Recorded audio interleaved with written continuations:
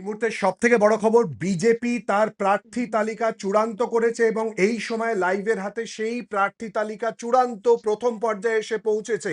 তার বিস্তারিতভাবে যে তথ্য আমরা পাচ্ছি, আরো ডিটেলসে আমরা জেনে নেবো। সঙ্গে রয়েছে আমাদের প্রতিনিধি প্রীতিশ বন্দ্যোপাধ্যায়। প্রীতিশ, এই সময় লাইভের হাতে এক্সক্লুসিভলি সেই তথ্য এসে পৌঁছেছে, একটু বিস্তারিতভাবে জানতে চাইবো।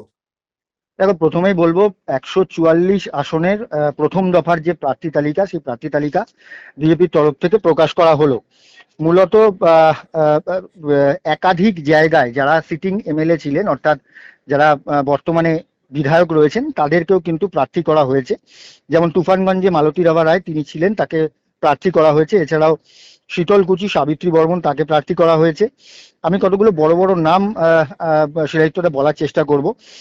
শিখা চ্যাটার্জি, যিনি ডাবগ্রাম ফুলবাড়ির যিনি বিধায়ক, তাকেও কিন্তু প্রার্থী। ভবানীপুর নন্দীগ্রামের শুভেন্দু অধিকারী, দুটি জায়গায় শুভেন্দু অধিকারী দুটি, প্রার্থী হ্যাঁ, হচ্ছেন। দুটি খড়গপুরে জায়গায় দিলীপ ঘোষ প্রার্থী হচ্ছেন, অসীম একদম সরকার হরিণঘাটায় প্রার্থী হচ্ছেন, আর একদম শঙ্কর ঘোষ প্রার্থী হচ্ছেন শিলিগুড়ি থেকে। পর পর আমরা দেখছি সুকুমার রায় কোচবিহার উত্তরের প্রার্থী হচ্ছেন। প্রীতিশ, একদমই দু জায়গা থেকে শুভেন্দু অধিকারী তাকে প্রার্থী করা হয়েছে, একটি নন্দীগ্রাম এবং ভবানীপুর থেকে। নন্দীগ্রাম থেকে যেহেতু তিনি সিটিং এমএলএ এবং নন্দীগ্রাম থেকে তিনি রাজ্যের মুখ্যমন্ত্রী মমতা বন্দ্যোপাধ্যায়কে তিনি হারিয়েছিলেন এবং হারানোর পরে তিনি কিন্তু সেখানকার বিধায়ক, তার জন্য তাকে কিন্তু নন্দীগ্রামে প্রার্থী করা হয়েছে, যেহেতু তিনি সেখানকার বর্তমান বিধায়ক। তার সঙ্গে সঙ্গে ভবানীপুরেও কিন্তু প্রার্থী হয়েছেন শুভেন্দু অধিকারী। অর্থাৎ শুভেন্দু অধিকারীর এই বিষয়টা কিন্তু অত্যন্ত তাৎপর্যপূর্ণ। সিদ্ধান্তটা আমি বলার চেষ্টা করবো রাজনৈতিক পরিভাষায় যদি বলি, তাতে করে শুভেন্দু অধিকারী তিনি কিন্তু বলেছিলেন ভবানীপুর থেকে তিনি রাজ্যের মুখ্যমন্ত্রী মমতা বন্দ্যোপাধ্যায়কে তিনি হারাবেন যদি মমতা বন্দ্যোপাধ্যায় সেখানে দাঁড়ান। সেই জায়গা থেকে দাঁড়িয়ে কিন্তু ভবানীপুর থেকেও প্রার্থী হলেন শুভেন্দু অধিকারী। অর্থাৎ বান্দবেশ্বরে বিজেপি প্রার্থী জিতেন্দ্র তিওয়ারি হয়েছেন। আমরা পর পর দেখতে পাচ্ছি কিন্তু যে নামের তালিকা, আর দিলীপ ঘোষ সিগনিফিকেন্ট জায়গা, খড়গপুরে বিজেপি প্রার্থী দিলীপ ঘোষ। একদমই দিলীপ ঘোষকে তার নিজের পুরনো জায়গায় ফেরত আনা হলো এবং যেটা মনে করা হচ্ছিল যে লোকসভা নির্বাচন, অর্থাৎ 2024-এর যে লোকসভা নির্বাচন, সেই নির্বাচনের সময় যেটা দেখতে পাওয়া গেছিল, দিলীপ ঘোষকে তার নিজের আসন থেকে, অর্থাৎ মেদিনীপুর যে তার তিনি যে সাংসদ হয়েছিলেন, সেই মেদিনীপুরের আসন থেকে তাকে সরিয়ে দেওয়া হয়েছিল, তাকে বর্ধমান দুর্গাপুরে পাঠিয়ে দেওয়া হয়েছিল লোকসভা নির্বাচনে লড়াই করার জন্য।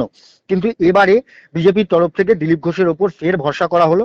তিনি যে আসন থেকে বিধায়ক হয়েছিলেন, অর্থাৎ 2014 সালে, যদি তুমি শিবপুর থেকে রুদ্রনীল ঘোষ প্রার্থী হচ্ছেন, ইতিমধ্যেই জানা যাচ্ছে শিবপুর থেকে রুদ্রনীল ঘোষ।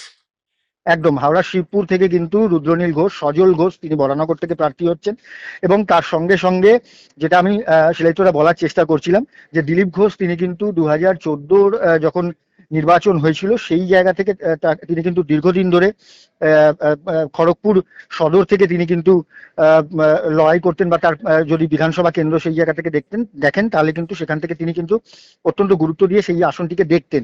এবং 2024-এ এবং বিস্তারিতভাবে আমরা লক্ষ্য রাখবো এরপর কি হয়, তুমিও লক্ষ্য রাখো। আপনাদের জানিয়ে দিই এই সময় লাইভ প্রথম এক্সক্লুসিভলি বিজেপির প্রাথমিক প্রথম পর্যায়ে প্রার্থী তালিকা প্রকাশ করলো।